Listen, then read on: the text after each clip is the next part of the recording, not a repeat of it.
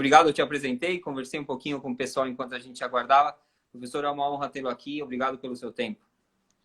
Eleazar, eu que agradeço muito o convite, a gente bateu um papo, queria agradecer também ao Alberto que fez o contato, foi um amigo que eu fiz nas licenças da CBF, e dar os parabéns para vocês pelo projeto que vocês estão aí construindo, né, do Boston City Brasil. Então, dar os parabéns para vocês aí, que eu tenho acompanhado o trabalho de vocês, fico muito legal de participar aí dessa live para o público, né, para os atletas de vocês e todos que participaram até agora.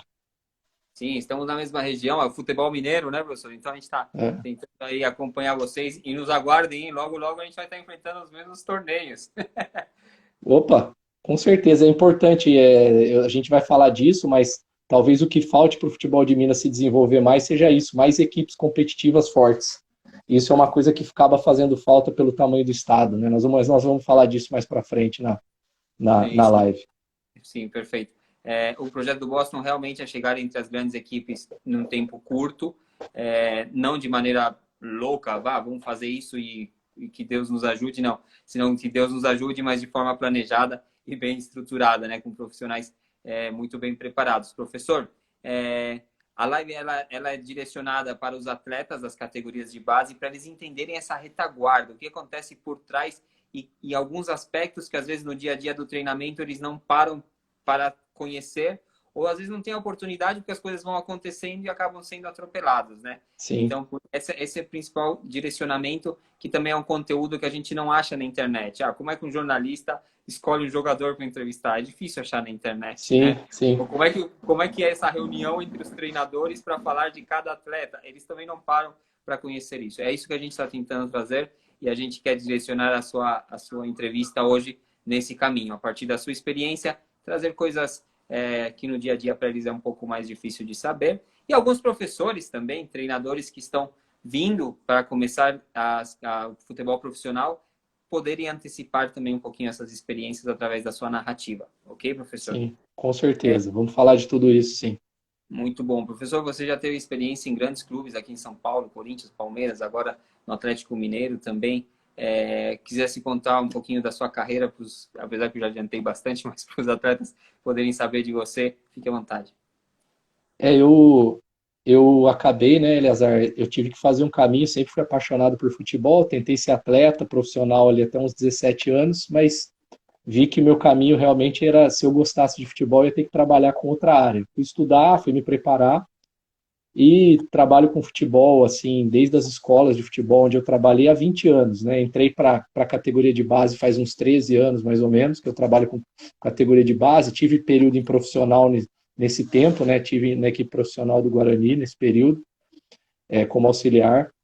E passei por algumas equipes, né, dentro da minha formação, 2 anos no Corinthians, um ano no Palmeiras, trabalhei em algumas equipes que são clubes empresa, como o Desportivo Brasil, o antigo Pão de Açúcar, que virou Audax, né, também trabalhei. E depois passei 2 anos na Ponte, passei um ano no profissional do Guarani, e agora já estou aí há praticamente 2 anos e meio no Galo. Então, basicamente, essas são as equipes aí que eu trabalhei, várias categorias, tenho de sub-13 a sub-23, trabalhei em todas, né? Só sub-11 da base que eu nunca trabalhei. Então, de sub-13 até sub-23 todas e profissional.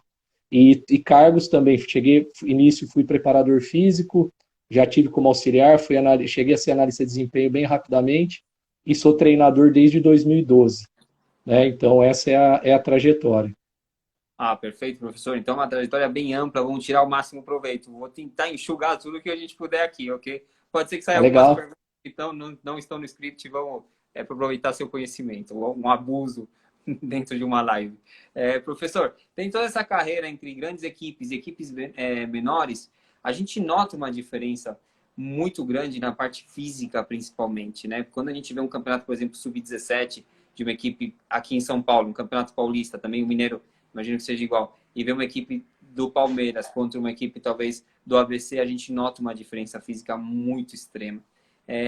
Quais você acha que são os principais aspectos que fazem essa discrepância ser tão grande? Ó, eu acredito que são alguns fatores, eu vou elencar eles aqui e vou explicar. Primeira coisa Eleazar, quando um atleta ele é selecionado por uma grande equipe, então quando ele passa numa avaliação, quando ele é trazido para uma grande equipe, não é só o fator técnico-tático que faz diferença. Nessa avaliação, acaba que o destaque dele numa peneira ou numa observação de alguma equipe que ele joga de projetos, escolinha, um clube menor, também o aspecto físico se destaca, ou seja, existe um filtro de jogadores pelo aspecto físico também. Então, se o jogador está num clube grande, provavelmente do ponto de vista motor, genético, ele tem alguma vantagem já construída, né? Ou genética ou da forma como ele se prepara. Esse é um fator 1. Fator 2, estrutura das equipes. Hoje, você tem nos grandes clubes uma preocupação mínima com detalhes. Né? Então, você vai no mínimo detalhe ali para poder potencializar o atleta. Então, você se preocupa com quanto na alimentação dele, o equilíbrio entre os macronutrientes, carboidrato, gorduras e proteínas, para ele não ter massa gorda elevada e ganhar o máximo possível de massa magra. Ele vai ter dentro da alimentação opções de verduras, legumes, que vão proporcionar para ele uma demanda de vitamina, para ele poder ter rendimento melhor.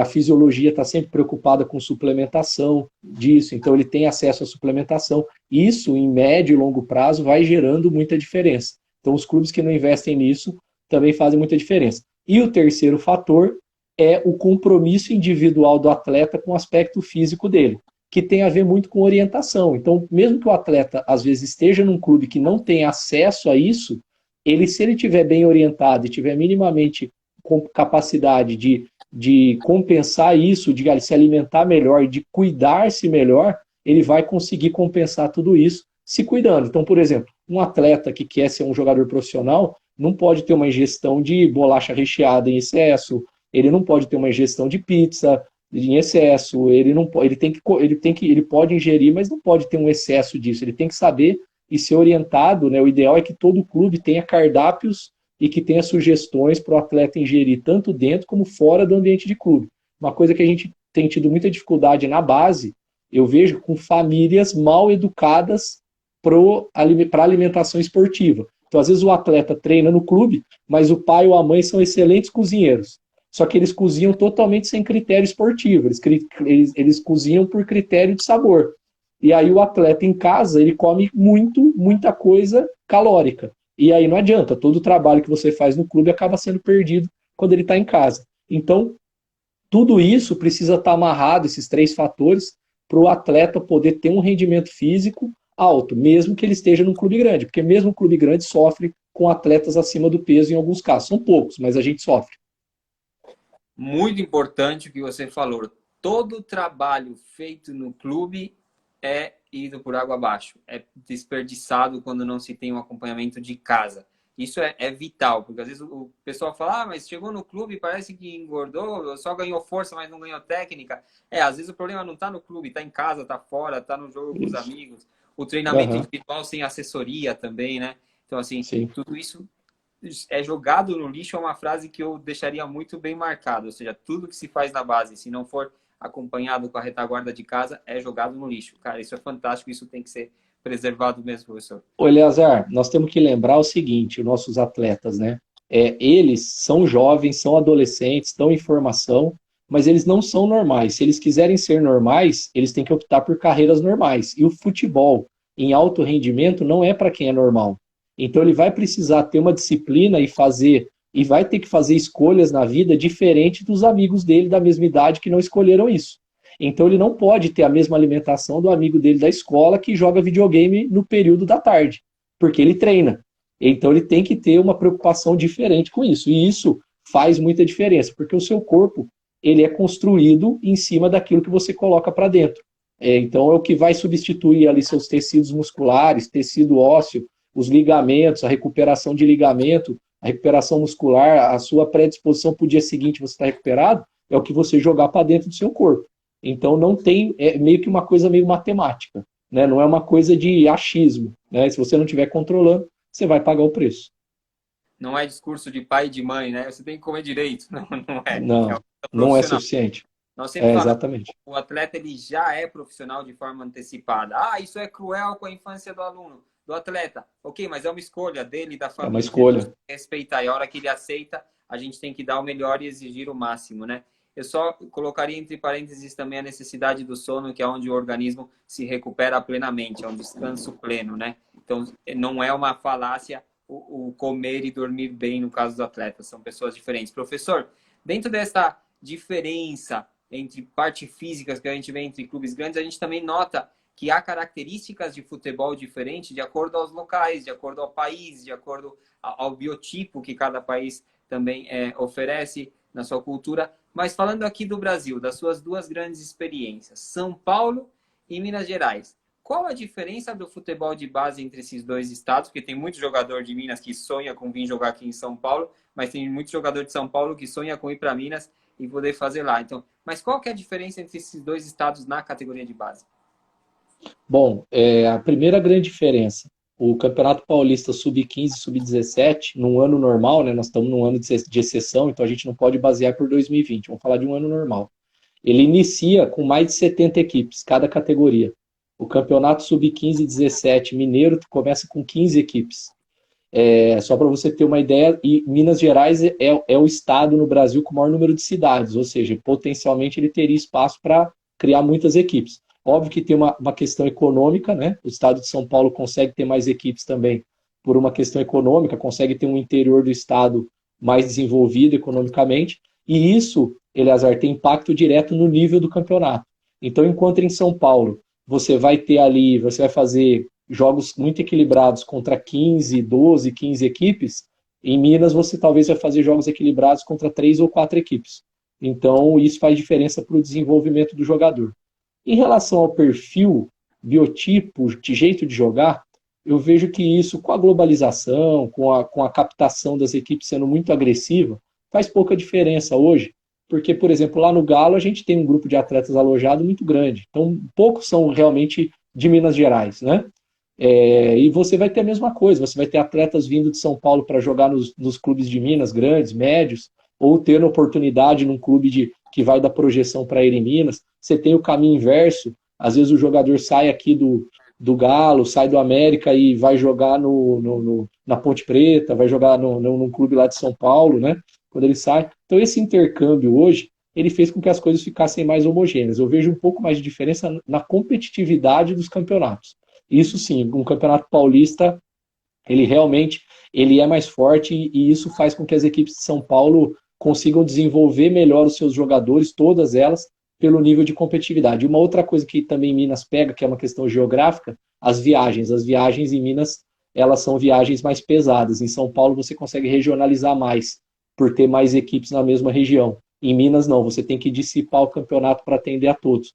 Então isso também tem impacto na performance. Mas em relação ao estilo de jogo, eu vejo que não. Minas já está conseguindo ter muitos bons profissionais, já tem jogos de alta qualidade, você tem equipes que não são as consideradas favoritas, que conseguem montar todo ano times que competem, times que vão bem. Então, já o conhecimento também está acessível para todo mundo e tem muita gente boa trabalhando aí nos dois estados. Quando você fala que afeta um pouco a performance do atleta, tanto as viagens longas quanto o nível de competitividade, isso afeta também na hora de passar ao profissional? Ou você acha que não, que isso já é um problema que acaba sendo resolvido de alguma outra forma? As equipes que não têm condição de viajar de avião, sim. Por exemplo, quando o Galo vai jogar em Uberlândia, ele vai de avião. Uma equipe que não tem essa condição financeira, ela tem que enfrentar ali, que é da mesma região aqui da Grande BH, apesar que eu não estou eu estou em Campinas, né? Eu sou de Campinas, aqui em São Paulo, então eu estou na minha casa.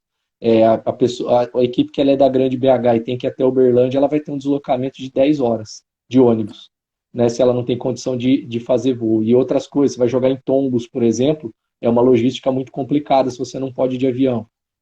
Poços de Caldas, que é sul do estado, já quase São Paulo. Então, assim, para as equipes que não têm essa estrutura, porque você tocou num ponto importante, né? Eu falei da alimentação, a gente tem ali um tripé de performance, que é treinamento, alimentação e repouso. E o repouso envolve sono, né?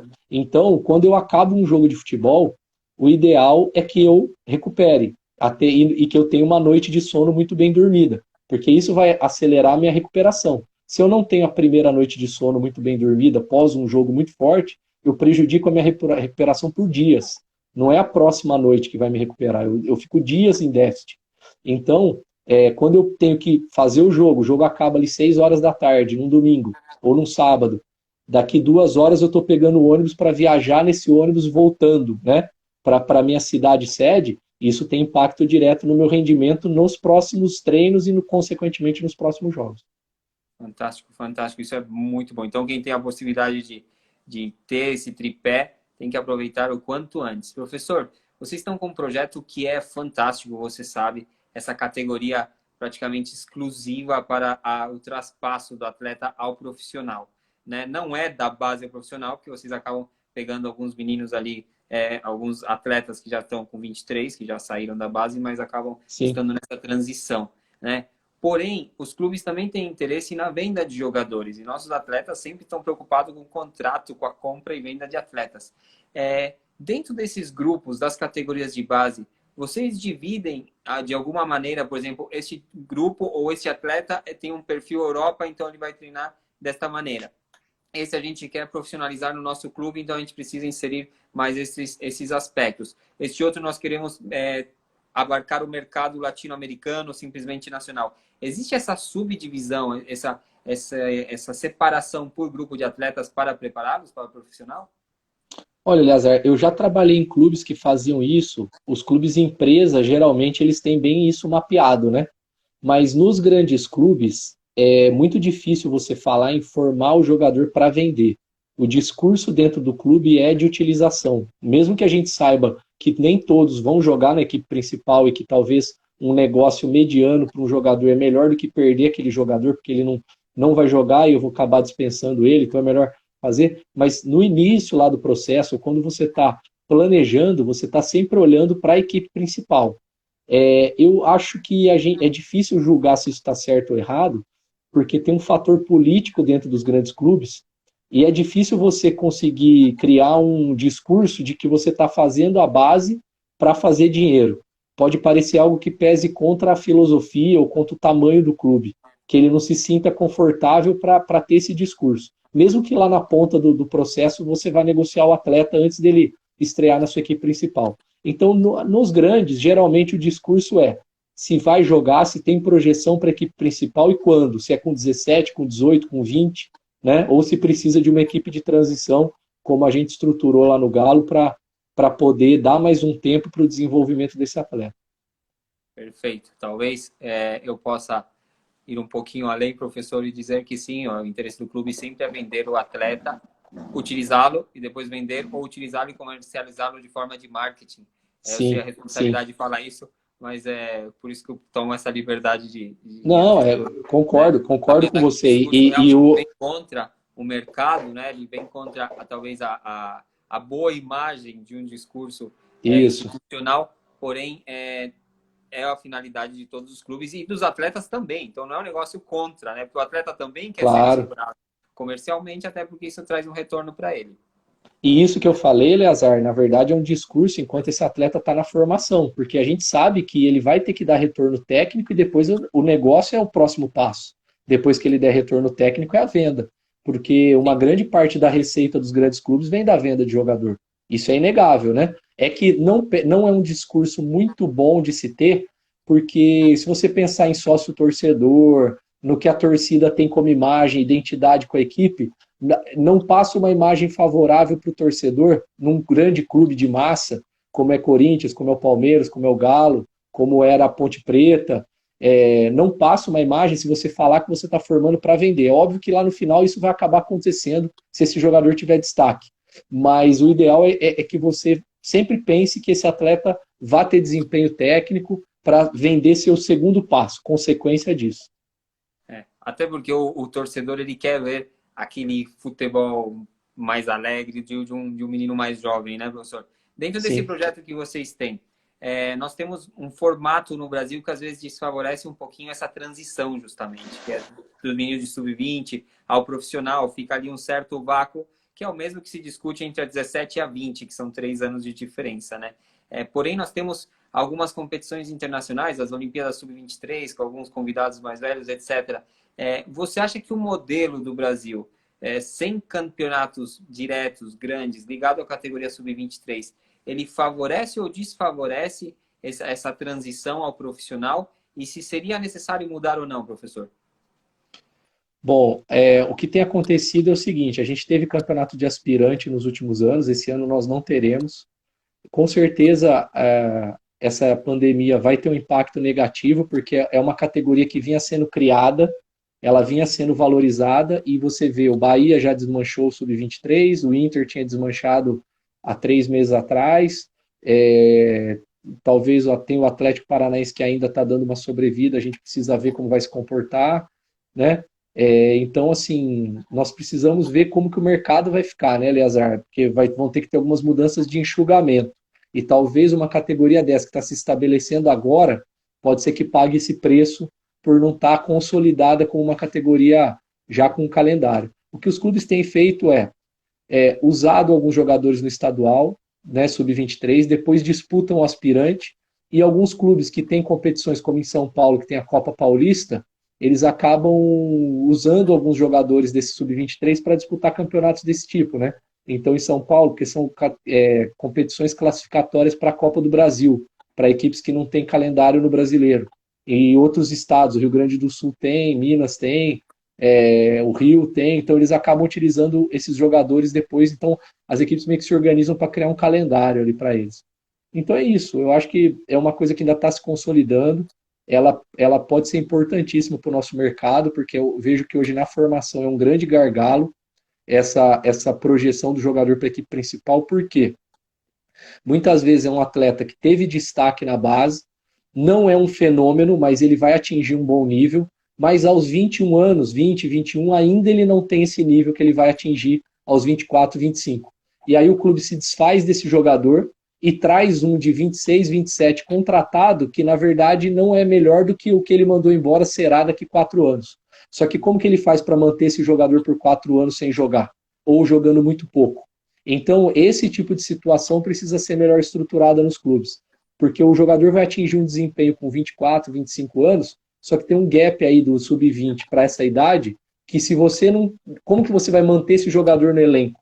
Qual a justificativa para você ter um jogador? Ah, não, mas ele vai ficar aqui 3 anos em desenvolvimento, 4. Então eu acho que a equipe sub-23 ela acaba entrando fazendo esse papel de manter o jogador em competição, manter o jogador em atividade, em treinamento, para com 21, 22 anos você já conseguir ter uma sinalização bem mais precisa se ele vai ser aquele jogador útil. Acho a categoria importante para poder resgatar e trabalhar jogadores bons. Os top, os fora de série, esses daí não vão passar pela categoria sub-23. Esses, com certeza, eles vão fazer o caminho direto do sub-20 ou até do sub-17 direto para a equipe principal. Interessante. Eu vou acrescentar algumas coisinhas para os nossos atletas saberem dessas coisas de bastidores, mas a gente pode nivelar atletas, jogadores, todas as equipes por igual, exigindo delas o mesmo comportamento, né? Porque assim como a gente tem equipes que têm a capacidade de contratar atletas com 27 anos e dispensar o de 21, até porque precisa de um resultado rápido, tem outras equipes que preferem jogar com atletas mais novos porque o custo acaba sendo menor. Então, assim, toda essa estrutura que nós falamos, que alguns clubes têm mais que outros, que alguns clubes têm mais investimento, mais suplemento, mais contratações que outros. Nada, principalmente no Brasil, eu sou chileno, o professor fala isso em todas as lives, porque falar de futebol no Brasil tem que ser muito cara de pau para um estrangeiro. Mas no Brasil, a gama é enorme, então os extremos são muito grandes. Então você tem equipes de todos os níveis, com todas as estruturas diferentes, com todo nível de profissionais e todo nível de atletas também. Cabe ao atleta o esforço completo, cabe ao clube se dedicar completamente à formação do atleta, porém não são todos no mesmo nível, e isso faz parte. Então não se dá para exigir de todos os clubes a mesma estrutura. Porém, essa do Sub-23 eu também acho que é vital. Tem alguns países que obrigam dentro do elenco ter alguns atletas Sub-23. Eu acho que isso acaba fortalecendo. Professor, dentro dessa formação, estou com um especialista em transição, posso chamar assim, de base a profissional. Então, eu sei que você tem todos os modelos mais ou menos pré-desenhados ao estar num clube grande. Se a gente tivesse que desenhar um perfil Brasil, um perfil Europa, um perfil Ásia e talvez nos Estados Unidos ali, se quiser, qual seria o perfil de atleta para cada um desses mercados? Pô, uma coisa, um dilema isso daí, porque a gente agora, na verdade, primeiro, né, Eleazar, que eu vejo, Eu acho que o primeiro passo que vai colocar nesses mercados é nível de desempenho, não é perfil. Então, assim, o jogador que for A mais seleção, ele vai para a Europa jogar na Inglaterra, na Alemanha, num grande clube alemão, em alguns clubes ingleses, nos grandes espanhóis. Se o atleta é seleção, mas não é o A mais, é o A só, talvez ele vá para um grande da Itália, talvez ele vá para um médio da Espanha, vá para um médio da Inglaterra, ou vá para o Borussia Dortmund na Alemanha, por exemplo, ou vai para Portugal. Então eu acho que são níveis. Aí você pega o atleta nível B, ele ainda acho que pega a Europa ali, né? Ele ainda vai pegar a Europa, um time menor na Itália, um time médio em Portugal, médio para grande, e aí daí para baixo você começa a ter mundo árabe, mercado asiático, né? Então, primeiro eu acho que a gente classifica por nível do que por estilo de jogo, porque eu não acho que as escolas elas estão tão diferentes assim em relação à qualidade, ao tipo de jogo, elas estão diferentes em relação à qualidade do jogo, né? A qualidade, e isso tem mudado. Por um momento, anos 90, a Itália era o melhor jogo do mundo, né? O campeonato italiano. Depois isso foi voltando para a Premier League e por um momento a Bundesliga conseguiu ganhar um espaço, a Premier League já está recuperando esse espaço dela. Então, isso vai mandando muito na questão do nível, né, de qualidade. Em relação à característica, o que eu percebo que o futebol atual tem pedido, né? Isso é uma coisa importante. Óbvio que o jogador fora de série, com muitas características que são diferentes dessas que eu vou falar, ele vai acabar jogando.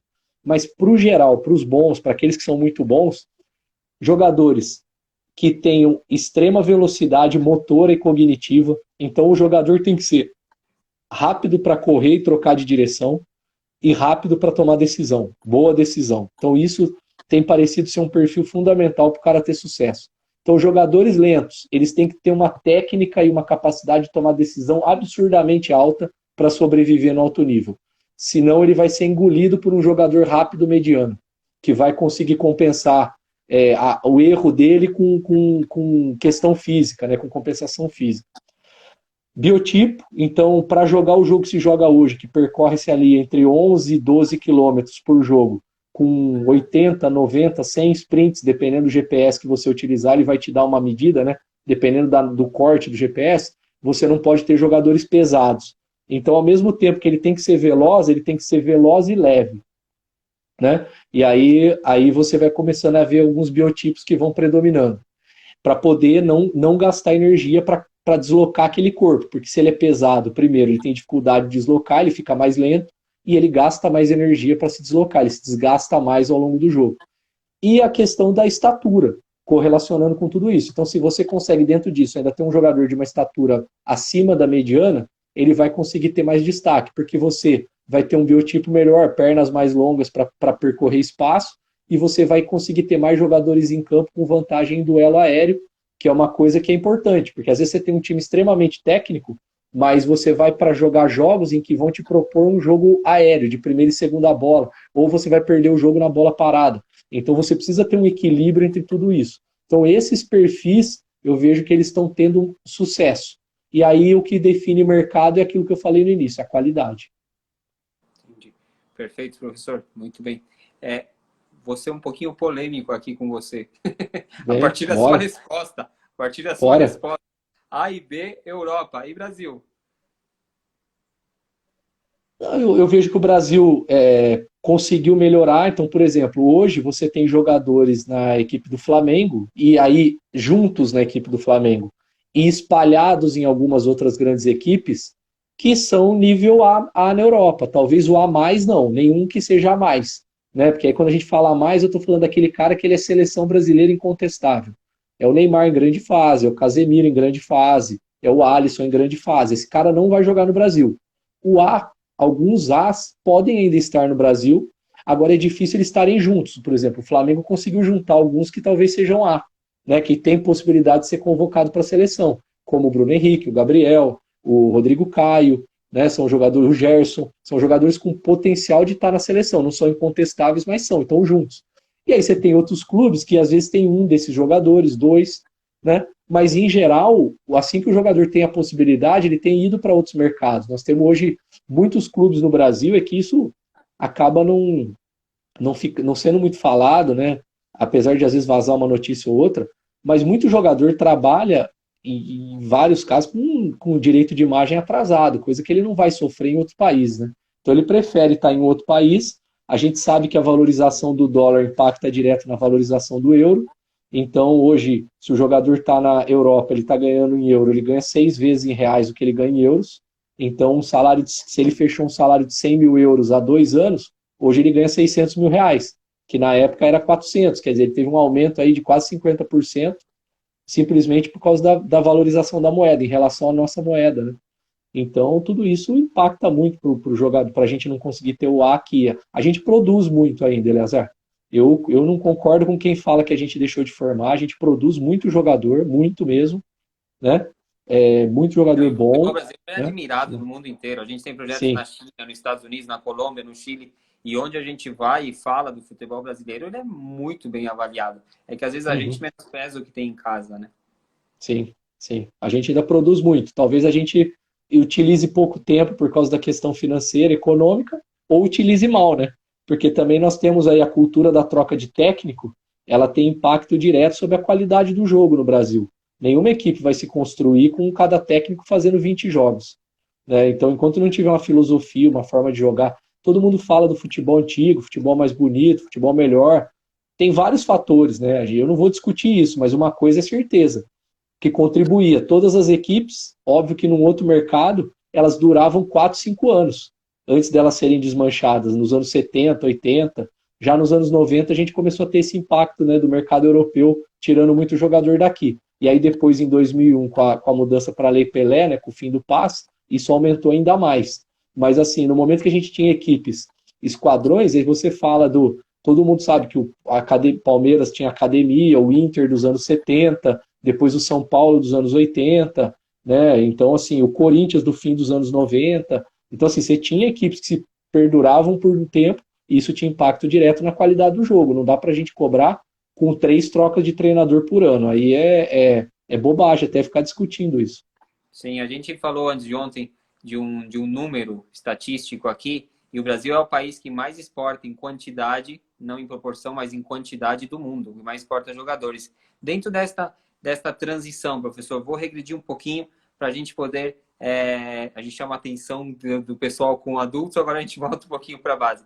Qual que é o degrau mais difícil para o atleta? Passar da 15 para a sub-17, da sub-17 para a sub-20, da sub-20, no caso de vocês, para 23 ou do 23 para o profissional? Ou da 20 para o profissional em outros clubes? Eu acho que o processo mais difícil é se consolidar no profissional, não é passar. Porque muitos deles acabam, às vezes, até ficando um período lá, chama atenção num treino, chama atenção numa sequência de jogos na base e vai lá. Eu acho que a grande dificuldade é se consolidar, é a última etapa mesmo. Porque ela envolve muito preparo físico, técnico, tático e mental. Se o jogador não tiver bem amadurecido para saber que jogar no profissional é diferente de qualquer coisa que ele qualquer coisa que ele vivenciou até o sub-20 ou 23, ele não vai sobreviver, porque o assédio sobre ele de imprensa, de torcida, do sexo oposto, né, vai ser muito maior e aí ele não vai conseguir se concentrar no desempenho dele. Então ele precisa estar preparado para viver num ambiente que ele vai ter mais dinheiro, vai ser mais assediado de todos os lados e mesmo assim ter desempenho. E isso, para mim, é uma das coisas que vai lutar mais com a nossa natureza. Então eu acho muito mais tranquilo as outras transições em relação a essa e o cara se manter firme no propósito dele, na meta dele, não ceder a todas essas novas situações que vão estar acontecendo na vida dele. Perfeito, professor. A gente sabe que o atleta, quando ele vai para o profissional, tem uma série de fatores. Ou porque ele está sendo testado para ir para o profissional, ou porque, de repente, ele pode ser o mérito e a capacidade dele, algumas tentativas de desenvolvimento. Porém, a gente sabe que muitas vezes o atleta vai e depois ele retorna para a base. Às vezes não se encaixou naquele momento, etc. Isso é uma coisa boa para o atleta ou acaba prejudicando dentro dessas coisas paralelas que estão afetando o rendimento dele? Elazar, em geral, tudo que eu vivi até hoje nessa transição 20 profissional, principalmente, isso é péssimo para o atleta. A gente perde muito atleta nesse processo. O ideal, o ideal é que o atleta vá ao profissional quando a gente tiver certeza de que ele está preparado, né? ou pelo menos muita chance. Certeza, talvez a gente nunca vá ter, mas pelo menos que a gente tenha muito mais chance. Porque essa volta dele para a equipe sub-20, no caso, ela é muito traumática para o atleta e muita gente sofre ao redor dele, porque ele volta geralmente rebelde, não querendo estar ali, já tendo provado de uma coisa que é mais legal do que estar ali, e ele é colocado num lugar que ele se sente que ele está dando passo para trás na carreira. E isso faz muito grande. Eu passei isso já com muitos atletas, muitos deles, e até vou citar aqui um atleta que hoje ele é titular do Betis e vem sendo convocado para a seleção olímpica, foi da sub-20, que é o Emerson. O Emerson subiu cedo para o profissional da Ponte Preta. Depois de 6 meses lá, o profissional viu que ele não estava preparado. Isso não foi alinhado quando ele subiu com a base, foi uma decisão do profissional. A gente tinha essa opinião de que ele ainda não era um atleta preparado. Voltou, ficou mais 8 meses ainda, ele já tinha trabalhado aí para quase um ano comigo, ficou mais 8 meses no Sub-20, fez parte da campanha do vice-campeonato paulista Sub-20 que a gente teve em 2017, foi decisivo, foi importante, e aí em 2018 ele subiu já como titular. E aí, a partir dali, em 3 meses, ele foi negociado com o Galo, no final do ano foi vendido para o Betis, e agora parece que tem até proposta do Leverkusen já. Ele é um jogador nascido em 99, ele é precoce. Então, foi feito um processo com ele que gerou uma frustração que dos 8 meses na volta dele, os primeiros 2 meses foi para a gente conseguir trazer ele de volta para o nosso trabalho. Foi mais do que desenvolvê-lo, era trazer ele de volta mentalmente para o trabalho, ele querer estar ali, ele mostrar para ele que só estando ali ele conseguiria ter os resultados para poder voltar para a equipe principal, né? Que era só uma etapa. Então, isso acontece e não é positivo, mas infelizmente quem toma a decisão do atleta subir, muitas vezes, não tem informação suficiente para tomar essa decisão. Ela vem de cima para baixo. Eu já falei isso em algumas vezes, em outras lives. Ela é uma decisão que ela vem de cima para baixo, com uma questão assim de muitas vezes até demonstração de poder, e eu acho que isso acaba muitas vezes com patrimônios dos clubes. Isso às vezes faz com que o clube perca patrimônio, porque você coloca um jogador que tinha baita potencial de ser um jogador para fazer desempenho técnico, uma futura venda daqui 6 meses, ele subir, ele sobe no meio de um processo, sem contexto nenhum, no meio de uma competição que o profissional está. Né? Isso é outra coisa, não ter planejamento de subir um jogador assim em outubro, subir um jogador em maio. Por que ele não subiu em janeiro, se ele vai subir em maio? O que ele fez de janeiro a maio para ter... Ninguém... Ah, mas ele evoluiu. Tá, mas isso está acontecendo. Né? Então, assim, é um padrão. É o padrão. O que está acontecendo? Então, assim, tudo isso tem que ser melhor avaliado. A gente precisa ter uma análise mais crítica sobre esses processos. Tá, e os treinadores caem no mesmo, professor? O treinador, às vezes, que está no 17 vai para o 15, o 20 para lá, para cima. Também passa pela mesma situação quando ele não está de acordo, né? Por exemplo, eu passei por isso recentemente. Eu tinha acabado de ser, como eu falei, vice-campeão paulista com a Ponte, isso daí foi em dezembro de 2017. Em março eu fui para o sub-17 do Galo. Eu preferi, eu fiz uma opção, né? Na verdade, a Ponte encerrou alguns investimentos na categoria de base e eu saí em função disso, né? Fui considerado ali por eles que naquele momento, pelos investimentos, não era possível me manter. No dia seguinte o Galo me ligou e eu aceitei vir para o sub-17 do Galo.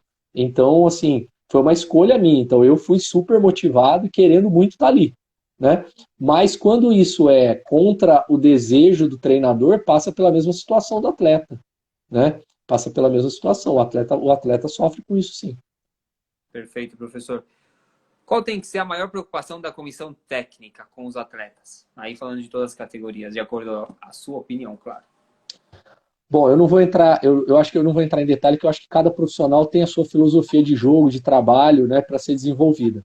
Mas uma coisa que para mim é primordial, nós temos que ensinar o jogador, independente da minha filosofia de jogo, ou de trabalho, ou de como eu penso o futebol, você tem que criar no atleta um entendimento de que ele é um atleta e que ele tem que ter disciplina e compromisso com aquilo que ele se propôs a fazer. Por quê? Eu como treinador, se eu não tiver disciplina e compromisso e me dedicar um número altíssimo de horas por dia, eu não estou entregando tudo que eu posso para o clube. Consequentemente, eu não vou ter o melhor rendimento possível, né? Preparando um treino, estudando um vídeo pós-treino, um vídeo de um adversário, analisando dados de GPS, aplicando um bom treino na hora que eu estou no campo, estando descansado para aplicar esse bom treino. né? Eu tenho que me recuperar fisicamente, eu tenho que me cuidar fisicamente, né? Eu me preocupo em fazer atividade física para poder ter uma boa dinâmica física dentro do treino. Eu acho que isso é importante, né? Que passa para o atleta. Então, o que eu espero do atleta é que a entrega dele seja máxima naquilo ali. Dentro do campo, a entrega dele para cada atividade, cada exercício, cada detalhe é máxima. Ele precisa entender que ele está ali e que tem alguém que se preparou para estar ali, para passar informações que podem melhorar o jogo dele. Então, eu não quero mandar, eu não estou ali para mandar ou para automatizar ou para mecanizá-lo, mas eu estou ali para apresentar para ele novas soluções, para que ele pense e possa criar novas decisões, novas soluções dentro do jogo dele, técnico, táticas, né? E eu tenho que criar nele esse compromisso em ser profissional. O que é um profissional? Alguém que tem total ligação com aquilo que faz, que pensa muito naquilo, que está o tempo todo buscando estratégia para melhorar, estratégia mental. Então, eu estou em casa, eu tenho que pensar como eu faço melhor meu treino amanhã, o que eu fiz no meu treino hoje, como que eu me alimento melhor, eu preciso descansar porque amanhã eu vou acordar cedo, eu vou me preparar para um jogo, eu tenho que saber as precauções que eu tenho para chegar hidratado. Então, essa mentalidade profissional eu preciso construir no meu atleta. Porque aí, Eleazar, eu particularmente, o jogo que eu penso para o futebol atual é um jogo altamente exigente, cognitiva e fisicamente. Se o meu atleta não tiver essa entrega, ele já está partindo, ele já está saindo uma corrida de 100 metros 3 segundos atrasado. Entendeu? Ou seja, ele nunca mais vai ganhar essa corrida. Ele pode, no máximo, compensar a distância, mas ganhar ele não ganha mais. Então, eu crio isso para poder construir o jogo que eu penso, que é um jogo de altíssima exigência. O que eu tenho de experiência atual é o seguinte: aqueles jogadores que realmente vão chegar e vão virar, eles adoram isso. Eles compram a sua ideia muito rápido e eles vão com você até o fim, né? E aqueles jogadores que dão muito trabalho para entender isso, geralmente são aqueles que vão ficar no meio do caminho. Porque isso é básico para ele virar um profissional. Porque lá no profissional ninguém vai cobrar ele. Ou ele faz, ou ele fica no canto. Isso vai acontecer no clube, ele vai ser mandado embora, vai para um clube menor, ou ele joga, ou ele fica encostado, vai acontecer, ele vai embora, vai para um clube menor ainda até a carreira dele acabar. Então, ele tem que entender que ele tem que ser autônomo. E a autonomia se constrói a partir de disciplina daquilo que eu foco na minha vida. Se eu não tiver disciplina, eu não consigo ter autonomia, né? É muito difícil, as duas coisas não batem, né? Eu ter autonomia com libertinagem, querendo fazer qualquer coisa a qualquer momento, né? E querer ser autônomo. Não. Se eu faço qualquer coisa a qualquer momento, eu tenho que pagar o preço da consequência das minhas ações. E aí o que sobrar para mim eu pego. Se eu quero construir o meu sucesso, eu tenho que ter disciplina para poder, a partir daí, escolher as minhas decisões. Qual clube eu quero jogar, quanto eu quero ganhar, né? Se eu quero disputar tal título esse ano, em tal divisão, aí eu tenho autonomia, porque eu tenho disciplina para entregar o meu melhor. É isso que eu penso. Impressionante, professor, que como coincidem, quando a gente conversa com pessoas inteligentes e sábias e experientes, como coincide o fato da entrega, da vontade e da inteligência em conjunto, né? É o mesmo tripé que você falou na parte de recuperação física, também na parte do atleta. E como isso já evidencia aquele atleta que vai dar certo, já evidencia também o trabalho correto do professor, ou seja, a gente sabe que o professor está fornecendo aquilo porque aquela é a necessidade dos atletas. É muito interessante como a gente vai conglomerando através de uma geração de treinadores que com certeza vão fazer com que o futebol brasileiro chegue novamente ao topo, está no topo, nunca saiu do topo, falo com sinceridade, mas que vai trazer isso com muito mais evidência. É muito legal ouvir isso. Ô, Eleazar, só fazer uma consideração, né? São escolhas que a gente faz na nossa vida, né? Para a nossa carreira e para a nossa vida. Então, por exemplo, ao mesmo tempo que eu tenho uma condução muito assim, direcionada, né? Que eu quero construir jogadores com mais capacidade de entender o jogo, ou seja, que desenvolvam a sua inteligência, e para isso eu preciso de tudo isso. Então, por algumas vezes, você passa por chato, por exigente, né? Mas nos corredores do clube, a gente acaba tendo informação do DM, do departamento de nutrição, da fisiologia. O comentário dos atletas sobre o meu perfil é o seguinte: pô, todo jogador que cai na mão do Leandro melhora. Todo jogador que cai na mão do Leandro melhora. Então é uma coisa que eu prefiro ser conhecido por isso do que por ser um cara legalzão que deixa ele fazer as coisas de qualquer jeito, mas que não contribua com o desenvolvimento dele. Entendeu? E aqueles que são profissionais que vão te entender, você acaba tendo ainda uma relação muito boa com ele, saudável. de total respeito, né? Esse detalhe que você fala é muito lúdico, né? O jogador que vai ser profissional, ele gosta da exigência, porque ele consegue reconhecer qual que é a exigência que faz ele evoluir e qual que é a exigência que é simplesmente um grito qualquer de corre mais. Ele Sim. consegue entender isso de Entender, maneira entender clara. essa Ter pequena esse diferença que faz toda a diferença, né? ter esse discernimento. E aí eu entro em um detalhe em relação aos treinadores, que às vezes os atletas não sabem, mas que talvez alguns já tenham experimentado na capacidade crítica. Tem muito treinador que mantém atletas que ele sabe que não vai ser profissional, que ele sabe que não está num ritmo de categoria de base, num nível de categoria de base, e ele tem ali o atleta no elenco para completar a posição. Pode ser qualquer um, desde o goleiro até o atacante, isso a gente vai deixar em aberto. Mas essa postura, professor, ela é justa com o atleta? Ela é uma postura sincera do treinador? Porque isso é uma questão que a gente vê de maneira muito ampla. Bom, você não vai ter num grupo de base, no sub-15, 17, para baixo menos ainda, né, mas vou falar de 15 e 17, que acho que fica mais claro para todo mundo, você não vai ter 100% do elenco que vai virar jogador profissional, e muito menos 100% do elenco que vai virar jogador profissional no seu clube, né, pensando num grande clube. Então, se eu estou lá no sub-15, eu tenho que entender que dali eu vou ter 2 ou 3 jogadores que vão de fato chegar na equipe profissional da minha equipe, né? E talvez uns 6 ou 7 vão ser jogadores profissionais em outras equipes menores ou até outras equipes grandes, né? Então, você não consegue formar uma equipe só com jogadores que vão chegar na equipe principal na base. Isso é uma ilusão, né, Eleazar? É óbvio que você tenta se aproximar disso o tempo todo, né? Então você está o tempo todo melhorando elenco, trocando elenco, melhorando, trocando um jogador nível 3 por um nível 5. Nenhum dos dois vai chegar no profissional, mas é melhor ter um nível 5 no meu elenco, porque ele vai contribuir com o desenvolvimento daqueles que vão chegar.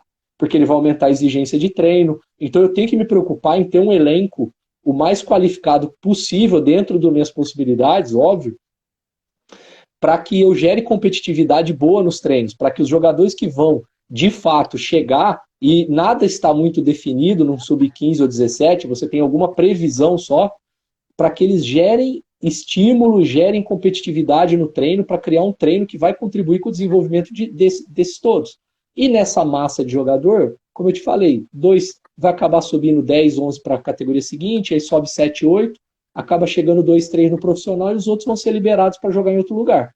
Então, vai acabar sendo, um processo. Nós temos que tentar minimizar isso. Mas é uma coisa que vai sempre acontecer. Nós não vamos ter sempre 20 jogadores em todos os clubes que vão chegar no principal. Isso não é um fato, né? Não é um fato. Talvez países que tenham menos jogadores, menos praticantes de futebol, como por exemplo a Holanda, né? A própria Itália, a Espanha, Portugal, eles tenham que fazer o jogador chegar no profissional, porque eles não têm a base da pirâmide muito grande. Muito jogador começando a praticar, muito praticante como nós temos aqui.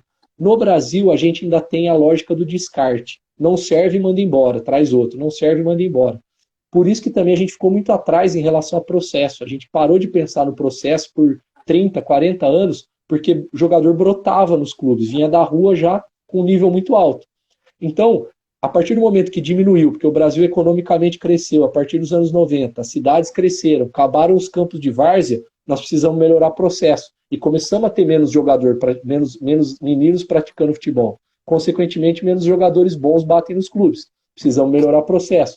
Mas, de qualquer forma, independente desse cenário, você dificilmente vai conseguir ter ali muitos jogadores que vão chegar em cima.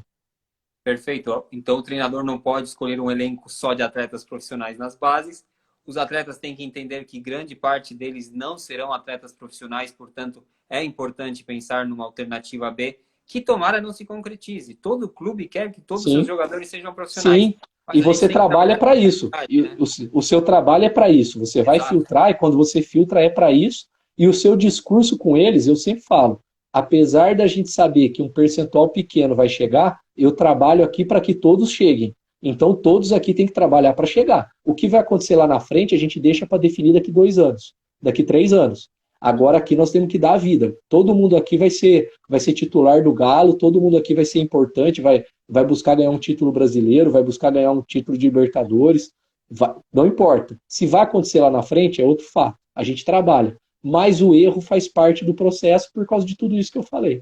Você praticamente respondeu a nossa próxima pergunta, professor, que é, ok, qual então é a receita para que o atleta possa se focar somente na sua evolução? E coloco até os treinadores juntos. Qual que é a receita para que o foco seja a evolução, a melhoria, e nada mais de tudo que afeta, e sabemos que são muitas coisas que estão aledanhas ao trabalho da evolução do atleta? O grande desafio, o grande... Oi?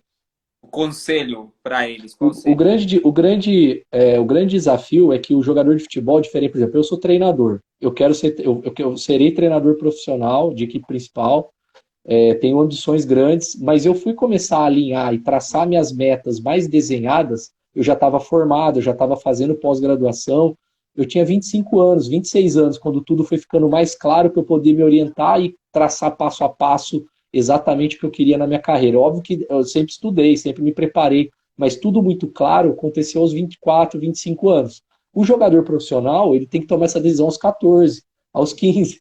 Ele tem que tomar essa decisão muito novo para ele poder, porque muitas vezes se ele chegar aos 18, 19 e amadurecer, o que ele perdeu pode ser decisivo para a carreira dele não acontecer, né? Então, primeira coisa, você tem que pensar em meta, né? Você tem que pensar em termos de meta, de objetivo. O que você quer para sua carreira? A partir do momento que você definiu meta, e aí não importa o tamanho, se você traçou como meta ser campeão mineiro, ser campeão paulista ou ser campeão da Copa do Mundo, não importa. Desde que você trabalhe muito. Vai chegar ou não? Não sei, mas a motivação pela sua meta é o mais importante. Se você acordar todo dia sabendo que você trabalha por ela. Isso é o fundamental. Segundo, a partir do momento que você escolheu meta, você parte de renúncias. Né? Você tem renúncias, porque escolhas implicam renúncias. Se eu escolhi isso, implica que eu renuncio isso. Né? Eu escolhi X e eu renuncio Y. Então eu não consigo ter tudo o tempo todo. Eu posso fazer escolhas mais abrangentes, eu posso ter mais coisas. Isso não significa que o atleta não vai ter direito ao lazer, né? Ao convívio das pessoas, mas isso vai acabar em algum momento ele tendo que definir. E aí naquela definição ele vai estar escolhendo se ele quer continuar na meta ou se ele abriu mão da meta em função daquele conforto imediato, né? Daquele objetivo imediato. Então, a partir do momento que você escolheu a meta, sabe que ela vai implicar em decisões, aí é o amadurecimento pessoal. É você cumprir com isso e ir até o fim. E saber que tudo que vai acontecer com você pode ser importante para o seu desenvolvimento. Sucessos e fracassos. Treinador não te escalou. Por quê? Treinador te tirou do treino. Por quê? Fui o melhor em campo, fiz gol. Por quê? Eu não posso deixar nem o sucesso, nem o fracasso mexer com o meu equilíbrio. Por quê? Eu estou balizado pelo meu objetivo. Então, a partir dali, eu sou guiado pelo meu objetivo. E tudo que for sucesso, fracasso, é resposta para eu melhorar. Nada tem fim nele mesmo. Nada é para eu ficar deslumbrado e nem para eu ficar desmotivado. É simplesmente uma forma de eu melhorar. Acho que trabalhando com esses 3 pilares, você consegue chegar bem aí no seu objetivo. E se não chegar, que você tem uma carreira muito boa. Você não vai ser um atleta de Série A para ganhar 500 mil, mas você conseguir ter uma carreira na Série B para ganhar 50, 60, você está na frente de muitos trabalhadores brasileiros. Você é menos de 1% da população brasileira que ganha esse salário, muito menos de 1%. Então, às vezes você vai atirar lá nas estrelas, mas acertou a lua. Já vai ser suficiente, desde que você tenha trabalhado bem.